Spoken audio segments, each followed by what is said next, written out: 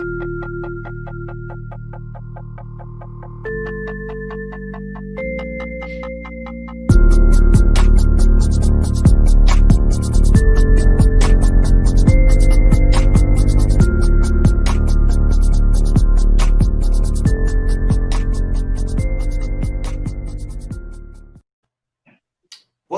We are incredibly grateful to be joined with two of my favorite people in the comic community, none other than Anna Love and Greg Bartholomew, All Americans' finest.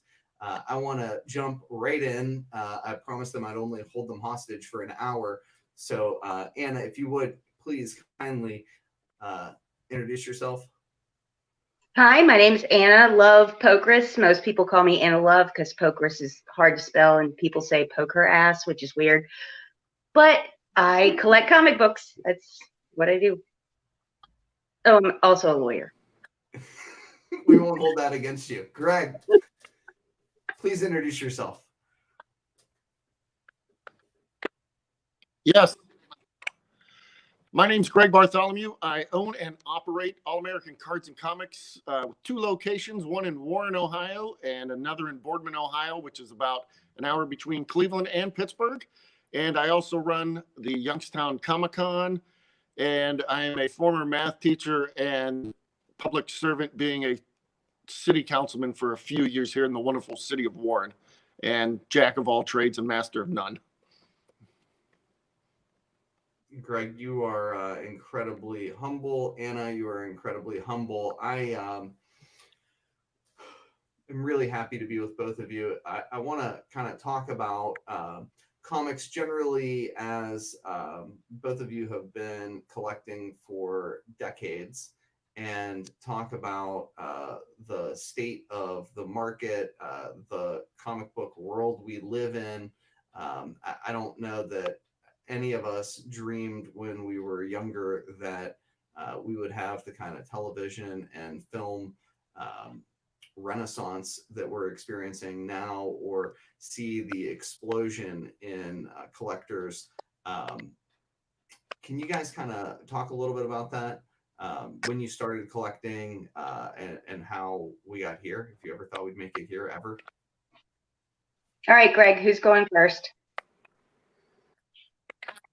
You shall. Okay. So I was always into comic books. I enjoyed them. When I was young, my parents had a homeless shelter, and we generally shopped at thrift stores. So I would always pick up comics and read them for enjoyment. And I specifically remember getting a group of them to take with me on a trip to New Jersey and reading coverless Wonder Woman. It was probably Silver Age. I really got rid of them within 10 minutes. But my brother and I were only allowed to watch certain television programs, and one of the two was Wonder Woman. The other one was Hulk, and my brother was terrified of the Hulk. So it was a fun back and forth. As an adult, I went through a little bit of drama and went back to comic book collecting because it was a feeling of power. I got something out of it. I enjoyed it, and it was mine. And then I met my husband, who I did not tell that I like comic books. I chased him, and then on our first date, he told me he liked comics, and I drew him a card of Manhunt 14, right, honey? And it was pretty good. I gotta admit, I'm a decent artist, and it sunk him. But I didn't invite him back to my house because my entire walls were plastered with Linda Carter, Wonder Woman memorabilia. And I didn't think he would like that, but luckily it stuck. And it took us a while, but quite a few years later, we're enjoying it very much, very much. So there I am. I collect comic books. How about you, buddy? Well, being of the age that I am, 53, almost 54 years old, back when we would go on family trips, my mom and dad would throw myself, my brother, and my little sister into the van, and we would go to Niagara Falls or Washington, D.C.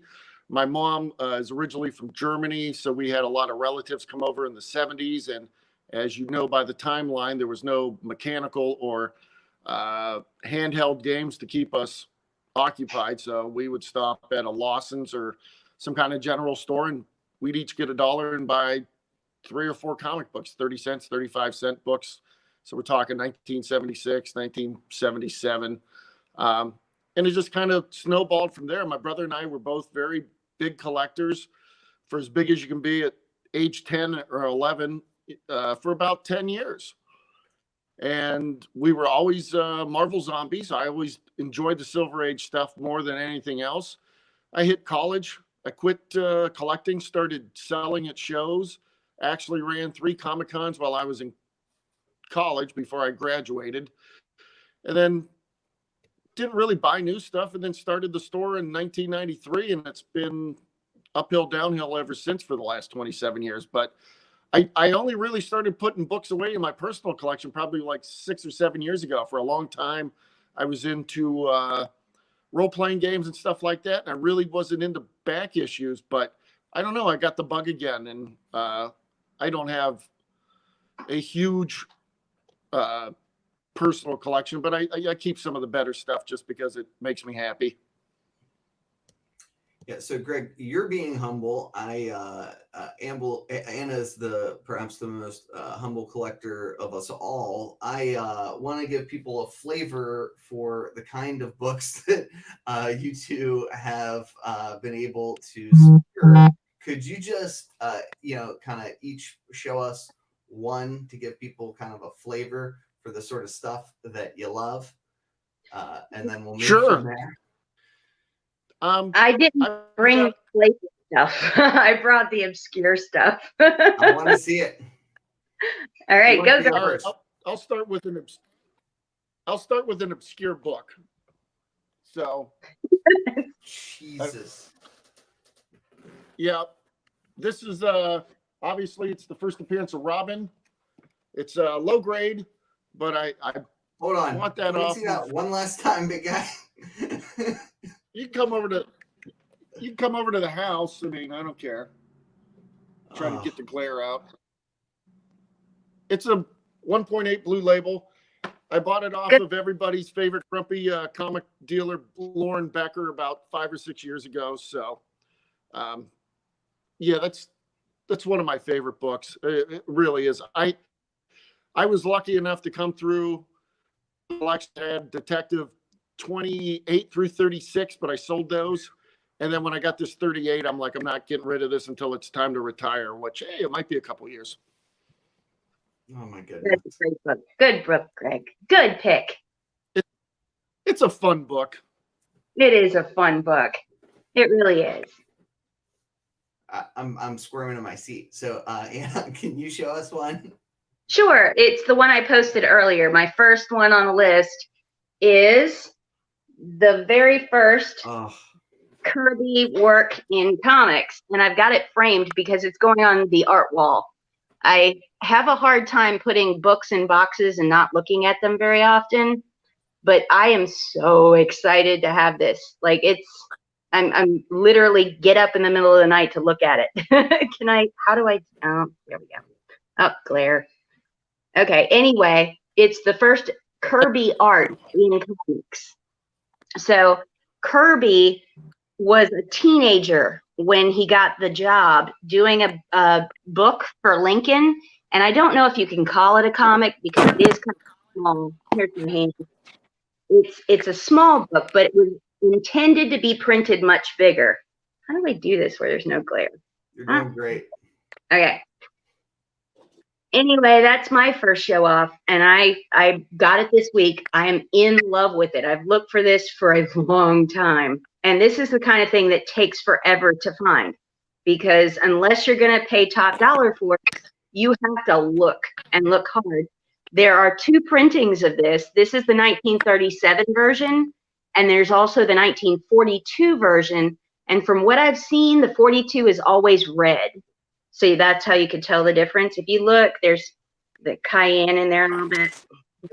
It's more blue than anything else. So first Kirby work inside is amazing. It looks rough, but he was a teenager. So a lot of the work on the inside, you can see him developing his style.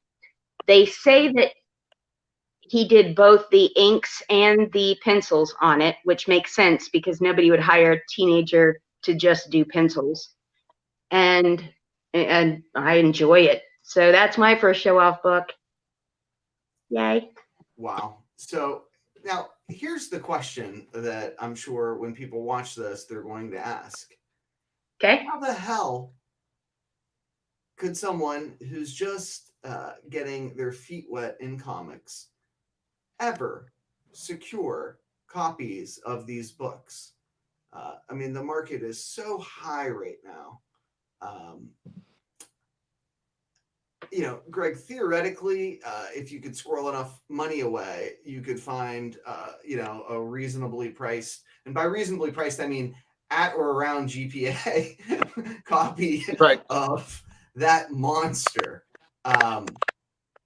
But good luck trying to find one that presents as well as the one that you have in that grade. Holy crap. Anna, I've never seen in person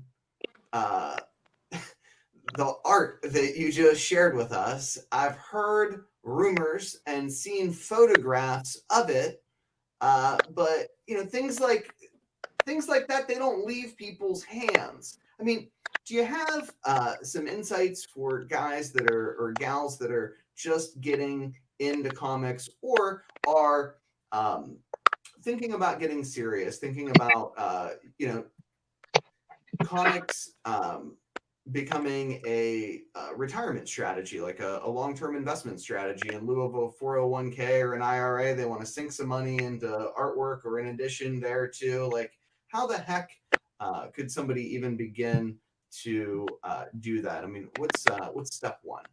I have ideas, but it has nothing to do with IRA or 401k. We have no idea if this will pay off. This may blow up in a year or two. You have to love it. If you don't love it, don't do it. Just don't, because you'll end up buying a whole bunch of junk that'll turn out to be nothing. You'll sink money where you shouldn't. I do not suggest doing this as any type of investment strategy. If you love it, then go meet people.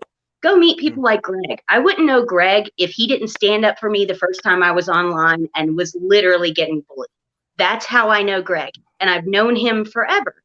You go and meet people and you learn more. I learn more every day. There is no way that any person in this hobby can know everything. Like, you hear the guys talking and they think they know everything. I learn something new every single day. And whenever you start out with the junkiest copy you can possibly afford. You buy the absolute crap copy that you can afford, and then you upgrade. And when you upgrade, you sell the crap copy.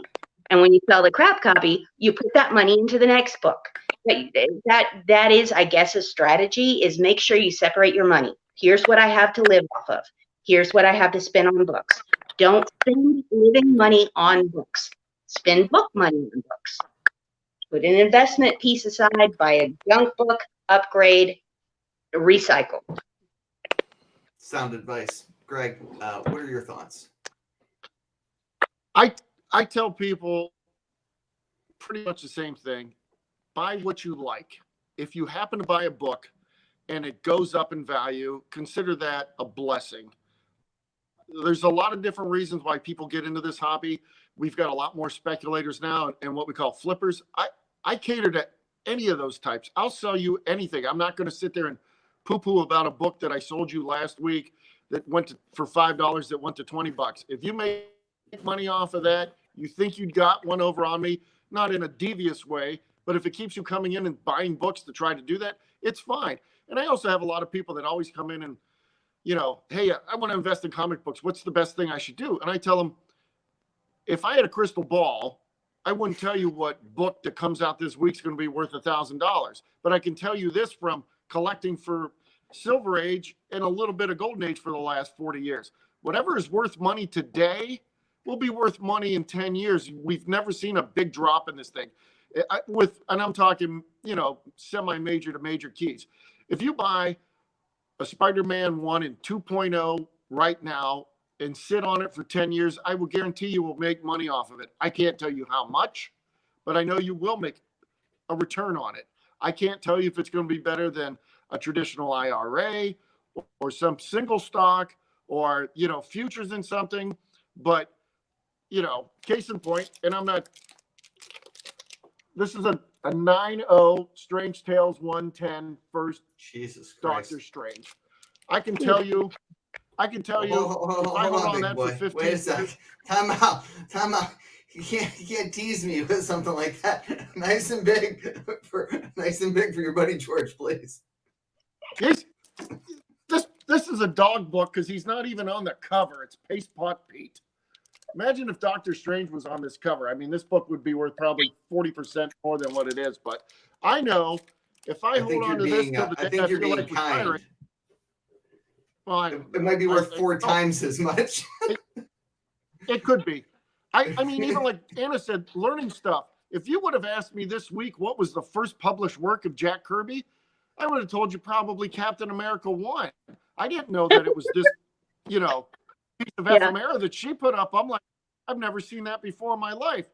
Being from Ohio and being near and dear to Superman with Siegel and Schuster being from Cleveland, I had seen some of the mimeograph stuff they did in high school with the early Man of Tomorrow stuff. But I had no idea that Jack Kirby had even done something like that. So, I mean, you can teach old dogs new tricks. I'm an old dog. I learned a new trick, and it's like, wow, that's pretty cool. And then you see people responding, not just Anna going, yeah, the second prints are like red. And I'm sitting there going, how'd you guys even know what the first prints look like, let alone the second? I have no idea.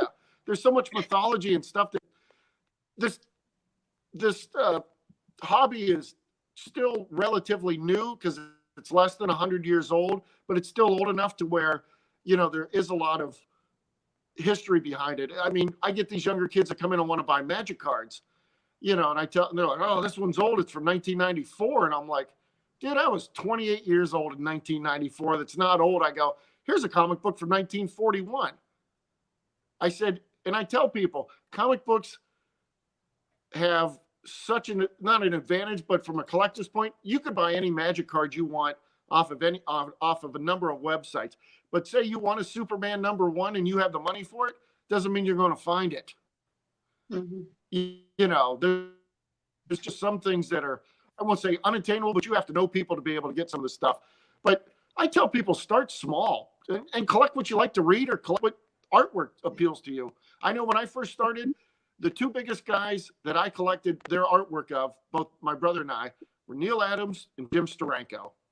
We got into this hobby. I'm like, I want to own every book that these guys had ever done. Marvel-wise, I didn't even know Neil had worked at DC, because who read DC books in the 70s? It wasn't me. But, luckily enough, I had a keen enough eye to pick out people that other people like to, collect. So, I don't know.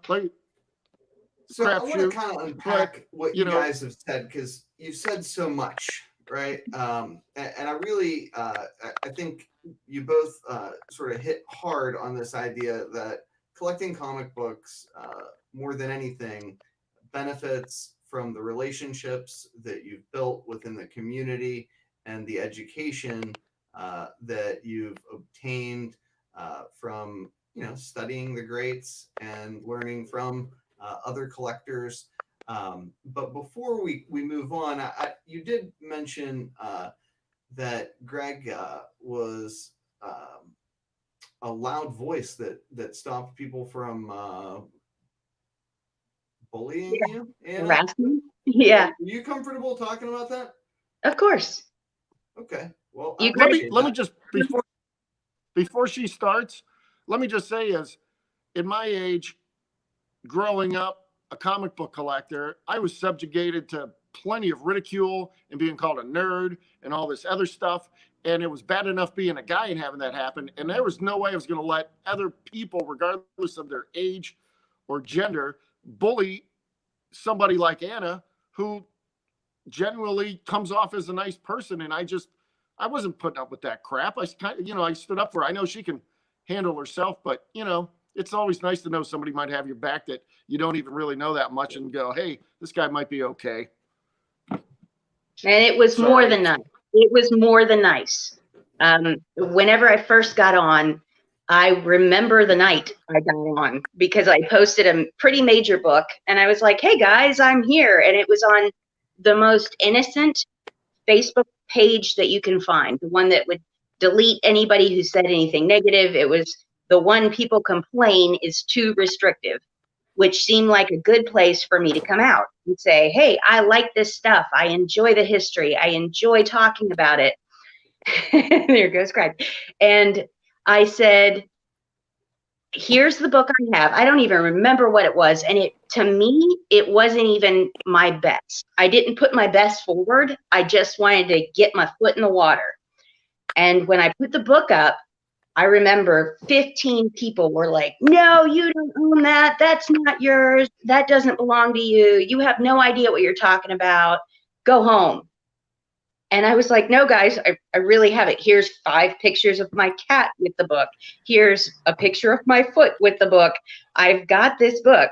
And Greg came on and he literally slammed people for being mean to me, which was very important because it was my very first day in that whole episode of being online. And he was so kind. And of course, Rick Whitelock was there. He stepped up as well. And a couple other people were like, yeah, I know who she is. This is cool. She's right.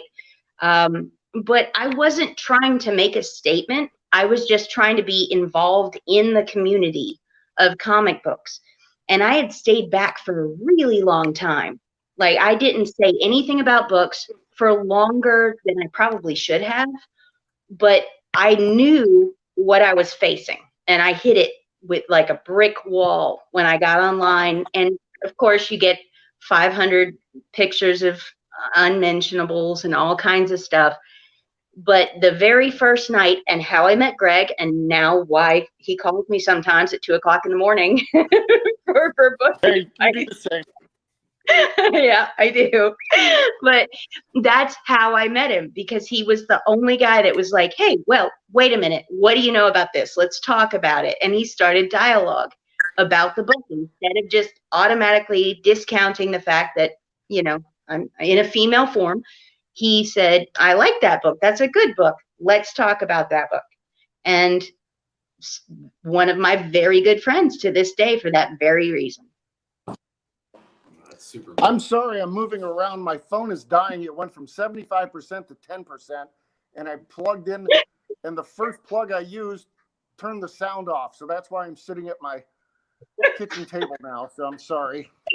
I love this. This is literal comic books, like right here. This is how all comic book business goes. Yeah, I love it. So, I mean, it's just a joy to be with you guys. I hope you both know that.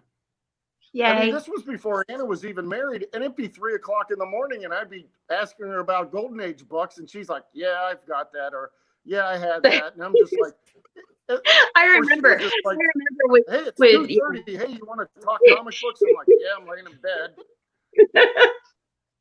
Yeah. And it was also fun that I never had to be worried. And I'm not meaning that because Gray's not super sexy. Greg is totally super sexy. But I never had about you, Greg.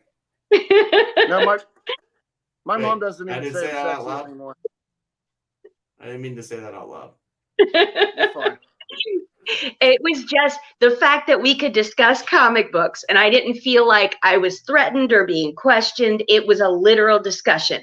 That made me happy.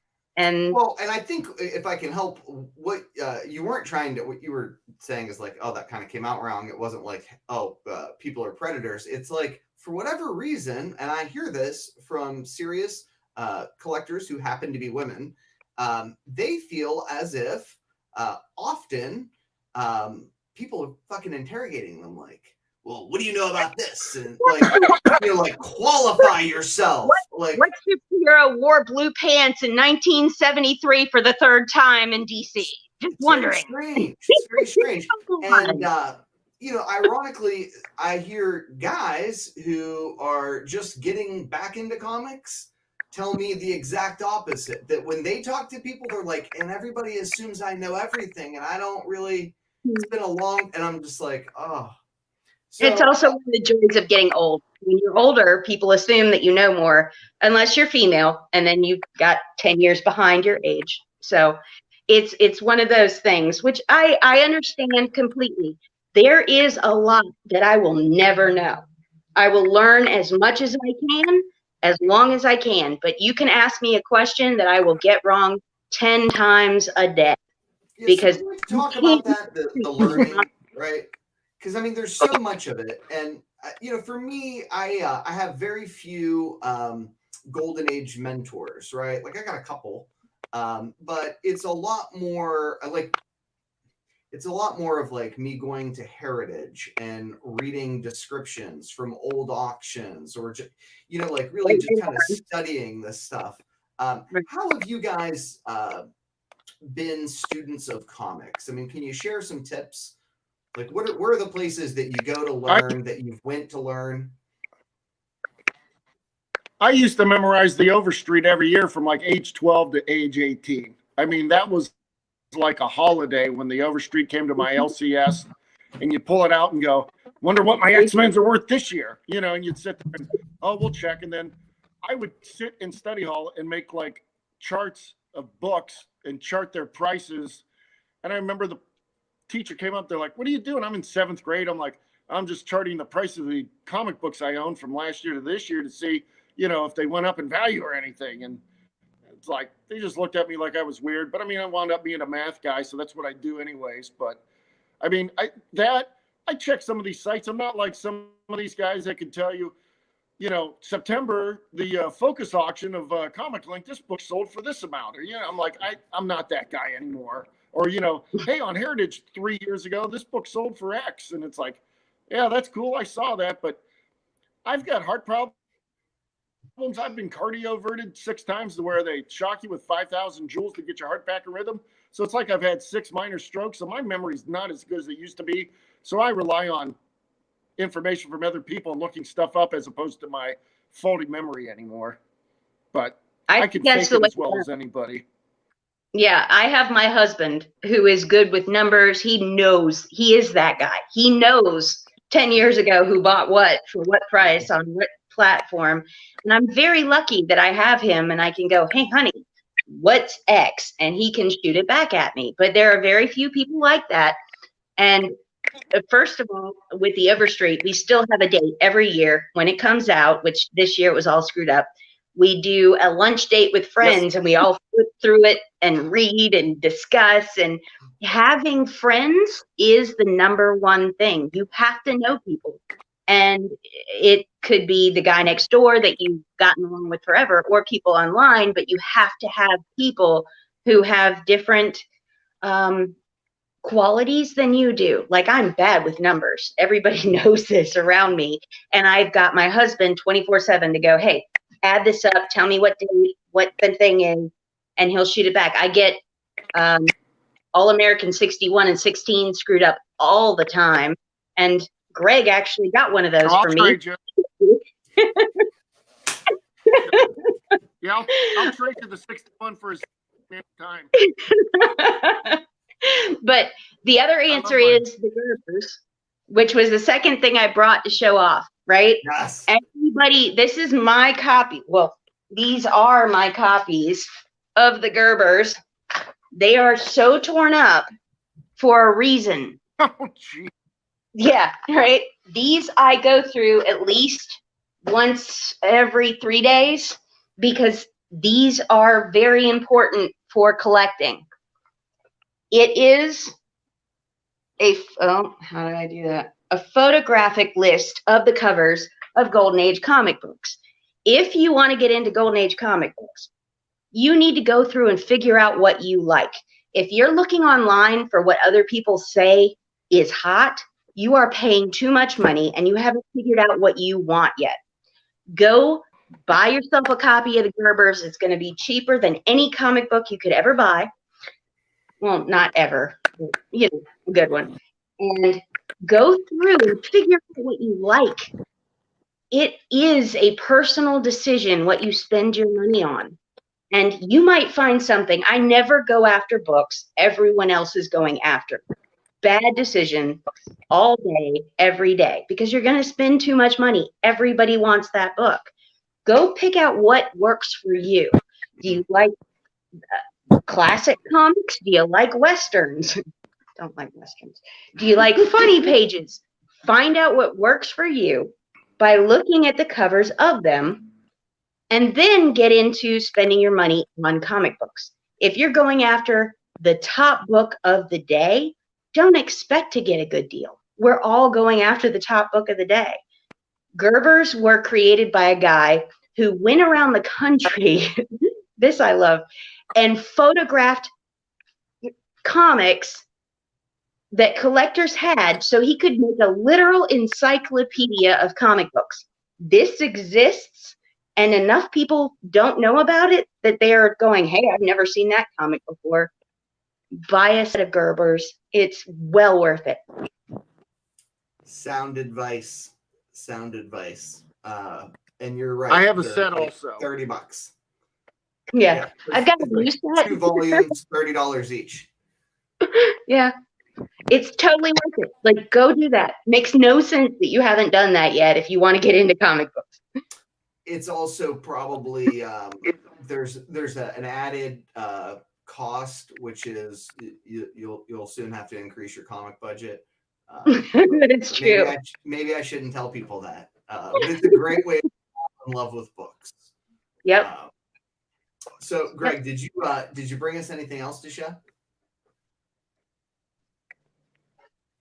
Yes, I'm just letting you know my phone is plugged in and I'm still losing power. I am at 3%, so if I kick out, I apologize. Well, listen, Greg, since you're gonna go, if you're gonna pop off, I want people to be real clear. Holy shit! I love it. Hold on, time out. Oh, the Hulk's my favorite character, so I always wanted a Hulk one. Nice. Good job, Greg. Greg, can we slow, nice and slow for your buddy George, please? Oh, Lord have mercy. This is not signed by Chris Hemsworth.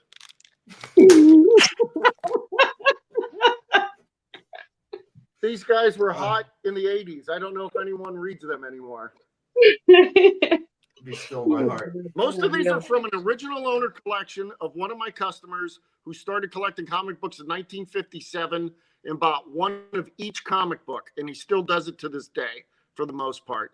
So he sold me off everything up to about 2012, and I'm in the process still of picking a lot of it up, but here's the one that started it all, at least for me. Oh my. Nice. Yeah. Very cute, guys. It still holds That's up. beautiful, buddy. Here's another Hulk one, but whatever. I love that you have Probably two Hulk my ones. favorite villain.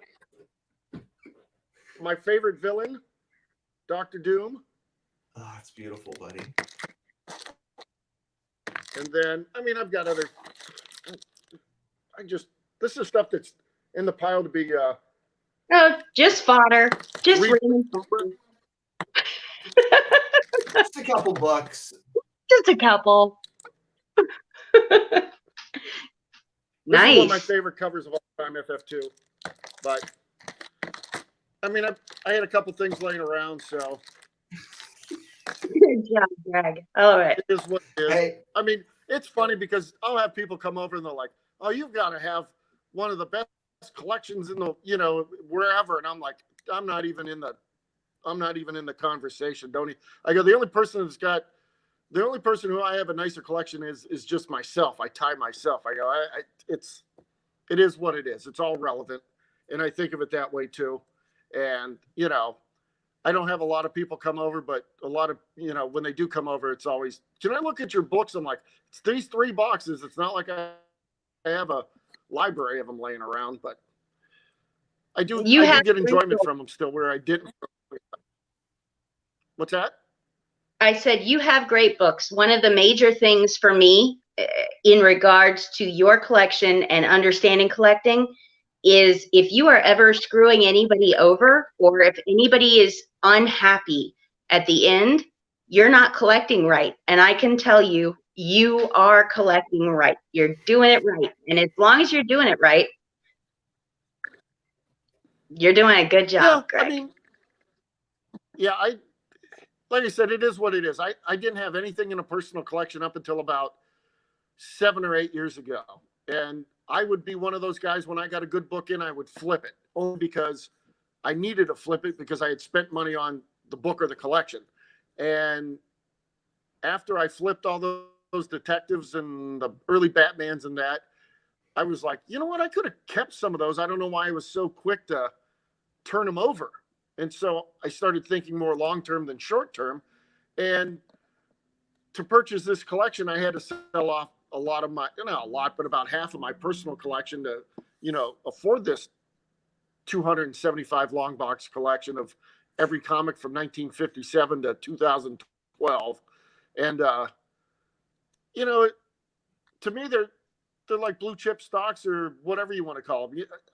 I have some emotional attachment to them, but if it came to the point where something happened, I had to sell them, then I got to sell them. Yeah, it is what it is. But I mean, I still love collecting, and I enjoy seeing people's collections, like when I had to put stuff up, or any of the people online or that, and looking through a Gerber and going, hey, that's a cool cover. I think I might go after that book. And then you find out everyone wants to go after that book.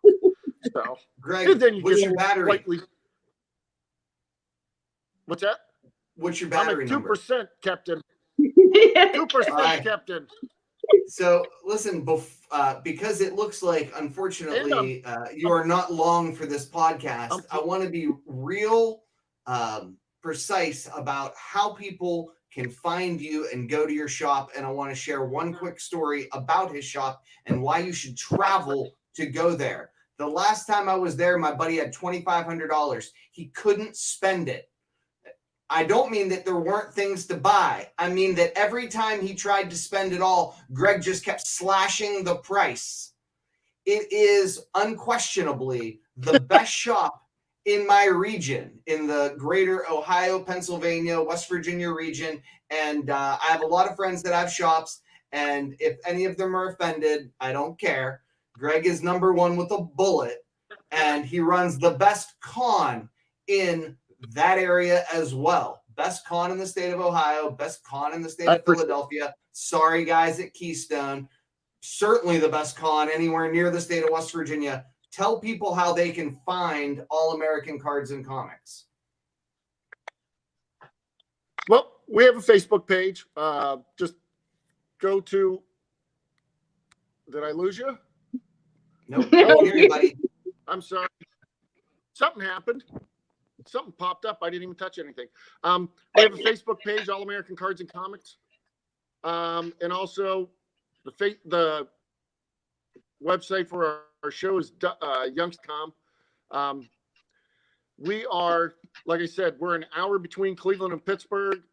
It's easy to find. We're right off the turnpike, both stores.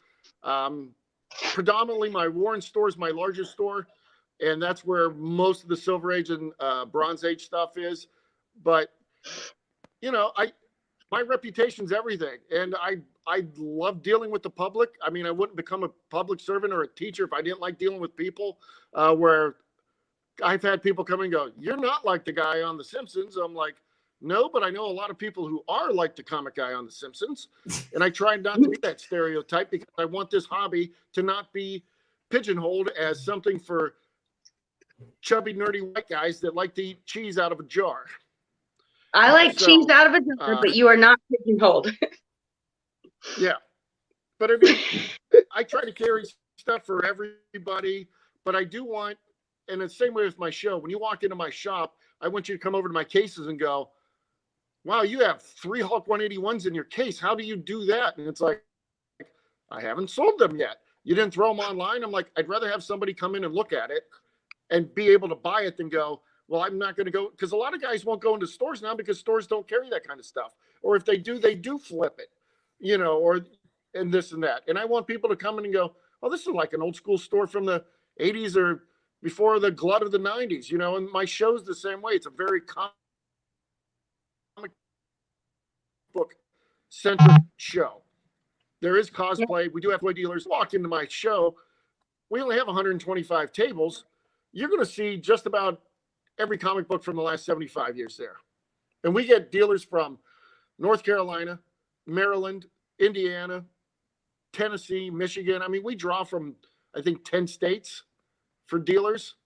So, and I think it's a good value because we only charge $15 to get in, which is cheap. I hope you guys got that because my phone is acting. You did good, buddy. I promise. You did good. So, Anna, I'm sorry. I've got technical difficulties. that's okay.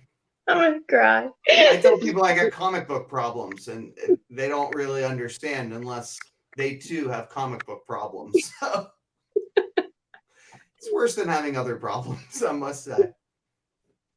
All right, so I too support Greg 100%. He is a good guy. I know him. I know the people around him, and I 100% approve of everything that he's doing, as long as everything that he's doing that I know of. And here's my thing. Okay. He showed books. I have to show art. Oh, yeah. Okay. You have to. Okay. How do I do that? Wrong way. Wow. This way.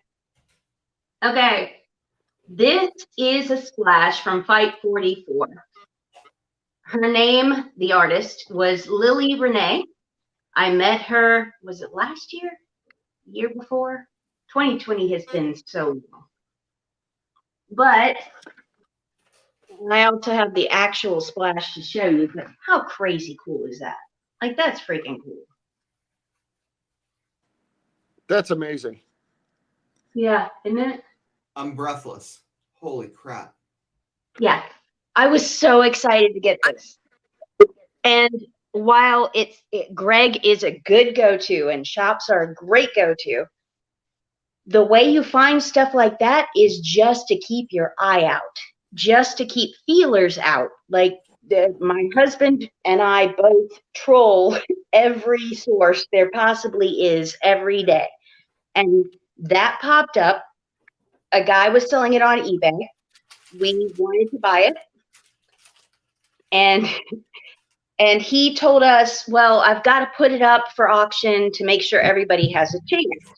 Something happened, I don't remember what, but he took it down, and I contacted him and said, hey, are you going to put that back up? And he said, yes, but I need to give everyone a chance. So I was standing on a treadmill, pretending to walk, when he said he was going to list it, refreshing over and over and over again. And that's how I got that. Not everything comes from idly standing by. You have to pay attention to what's out there.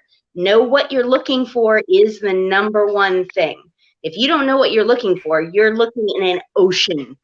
You've got to be very specific about what you want. Go after it and pay attention every day. I wake up, I look at stuff, I go to work, I look at stuff, I come home, I look at stuff. That's how you find good stuff. The other thing is to keep in contact with guys like Greg. Greg, his shop has people who walk in every day. That happens a lot. People will contact me and say, hey, I found a collection in, a different state. I want to buy it, but I don't have the resources, or I need a hookup, or whatever it may be. We go out there, we look and buy the collection. We do consign stuff. I don't sell personal collection stuff. People should not contact me to buy my books. I want to make that very clear. My personal collection stuff is not for sale. But when I buy a collection, yeah, he tried. I bought an EC, a single owner EC collection, a year and a half ago. It was wildly awesome. I love the memories from this whole journey as much as I love the books. And we got to go meet the guy who bought all of the ECs off the stand. And it was a very interesting, and all of them are, deeply involved trip. And it's still sitting in a box literally to my left right now. But at some point, I will take out of there what I feel like I need for my collection, and then I will consign the rest with people like Greg. So make sure you shop your shops, because you never know when stuff is going to end up in a shop. Very cool. So can we kind of talk about how competitive comics have become? I mean, it's tough to find books these days. It's even more difficult to find art. I remember when I used to be able to buy like pages from actual artists. Those days are over. Everybody's got a handler.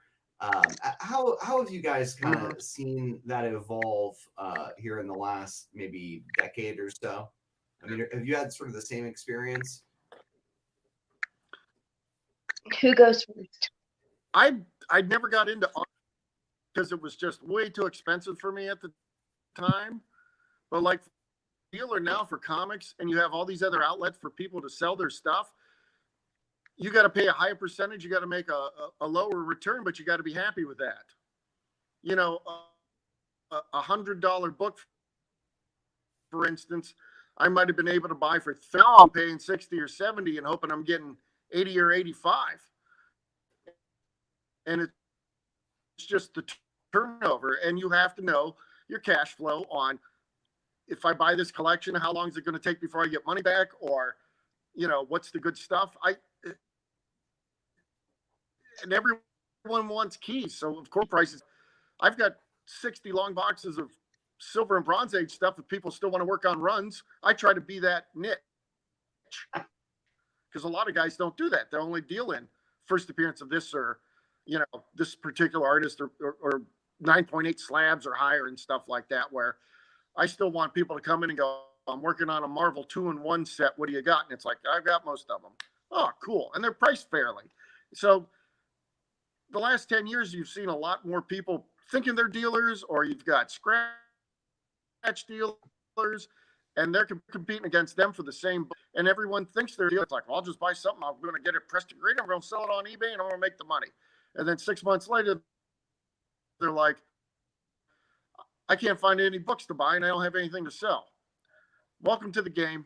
You know, that's just like anything else in retail. But, you know, I'm sure Anna's got, the art community is a lot more competitive and smaller than, you know, the comic book community. But the people that are really into the artwork, I mean, they've got deeper pockets than I'll ever have. And I'd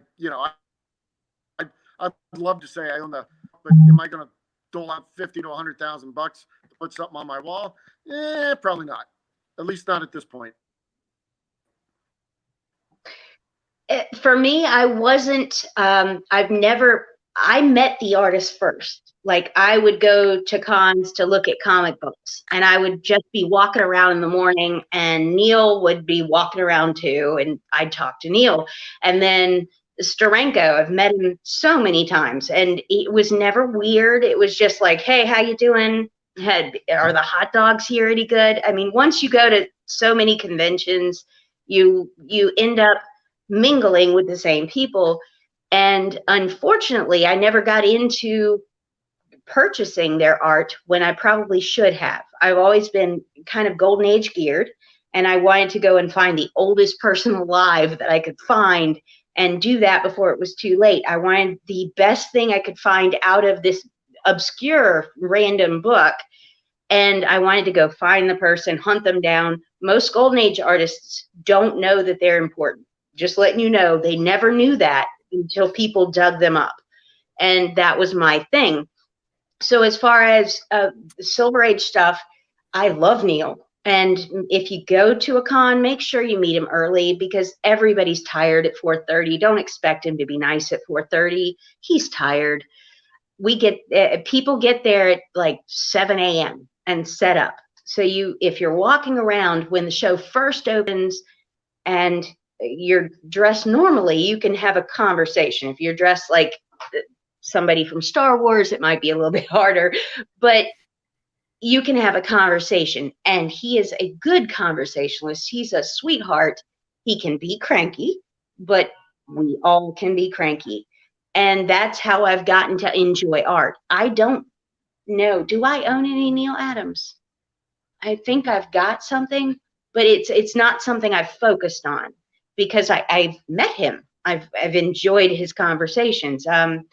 Honey, who's the guy from the hurricane? The South Carolina hurricane.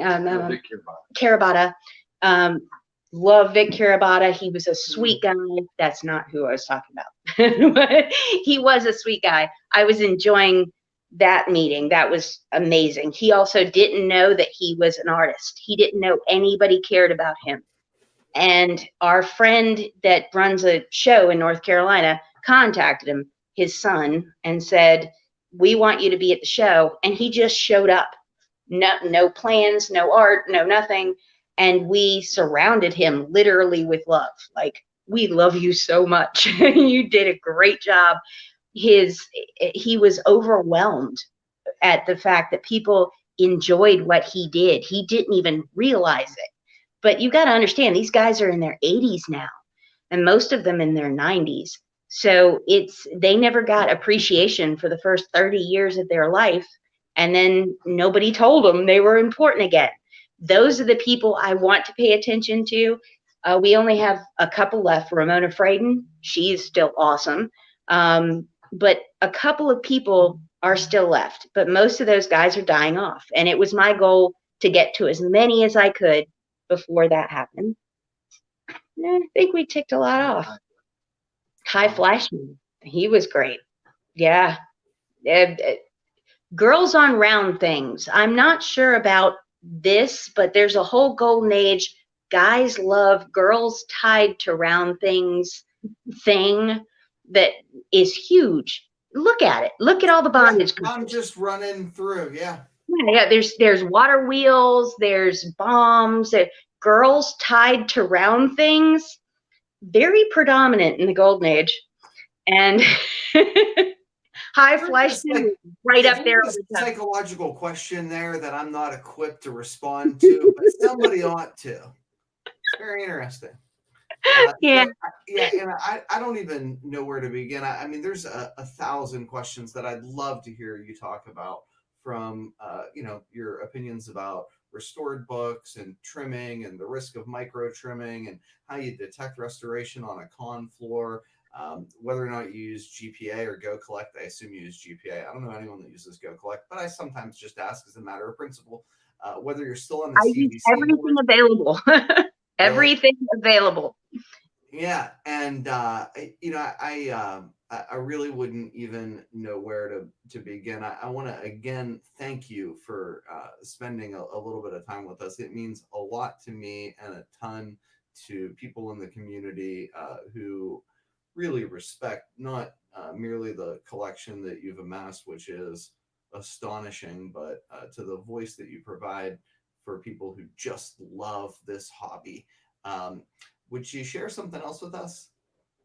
What's that? Did you bring anything else? Yeah, with the Gerbers, here's one of the things that I brought. And I brought examples to show of Gerber 8, 9s, and 10s, because that's kind of a thing. I'm amassing a collection of Gerber No Shows. Okay, so can you explain that to people who don't know what that means? Sure. The Gerbers have what the gentleman who was collecting Mr. Gerber, Ernie Elmo. Just Ernie. Anyway, in that he was collecting the photos to go through them, which took a long time. He went around and literally photographed for years. So his enjoyment of collecting had to be immense, because he wasn't picking up anything. He was just taking pictures. There were pictures that weren't available because the books were so scarce.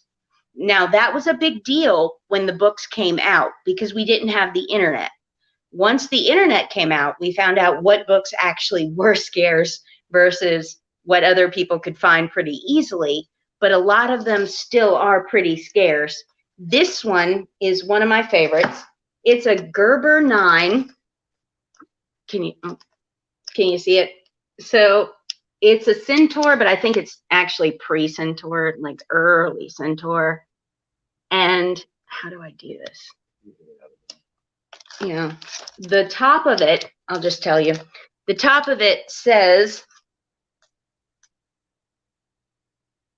Rosalind Lively. I wanted to make sure I got her last name right. So Rosalind was a female collector, obviously an early female collector, who was able to pick up a comic book that even the Gerber didn't know existed. Her dad would go and pick them up after he came home from sales calls. And the reason that we know this is because I was able to get up with Rosalind. We talked to her. My husband actually talked to her. And she was a very kind person. And that's one of my favorite things about collecting, is that you can reach out to somebody and say, tell me about your collection. And the people who enjoy collecting will respond and tell you how much they enjoy it. And there have been female collectors forever. That's beautiful. Yeah. So anyway, there's a female collector from 1938. I'm not the only one. Good stuff. Oh, there you are.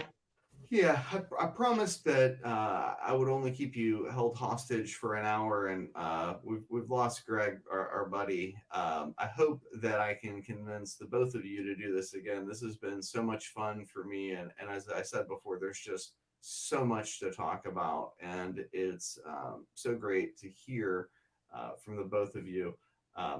For those who are not familiar with you, that don't, lightweight stalk you on the internet like I and many other comic book serious collectors do, how do we find Anna Love on the internet? Send out a light signal, I suppose. I'm Anna E. Love. I don't even know my handle. Do you know my handle? Well, you're Anna Love on Instagram and on Facebook. Love Anna. I backwardsed it. Oh, on which one? Right, because clients, you don't want criminal clients to find you online, right? That's definitely not a good thing. That's why I'm Nico. Yeah. Right? Although that's sort of what the only thing I enjoy is people can't spell my last name phonetically. They're just like, I don't know how to spell that. So I succeed a little bit in that. Are you the Nico that puts up naked pictures of people on comics? Because there is a Nico online who puts up men laying on comics, like draped out, and I've always wondered that. Christ almighty. No, it's true. No. Yeah, are you sure? Because I'll send it to you, but there is a guy named Nico who draped, and he makes a joke out of his nipples, but you should know that's out there. I wondered for 3 days if that was you, and then I decided. My pseudonym. Now, it's probably just somebody that hates me on the internet. I got a lot of them too, but that's okay. I think I'm Anna E. Love is here on Instagram. Yeah. Heck yeah. And Anna, again, is very humble about her collection. When you look at her IG page, if you're anything like me, you'll have to pick your jaw and your tongue up off the ground and roll it back into your mouth before you close it. You have some of the most amazing books I've ever seen, and unquestionably, I love them. Thank you. Private collections in the world. Thank you so much for spending a little bit of time with us today. It was an absolute joy. From the Flipside.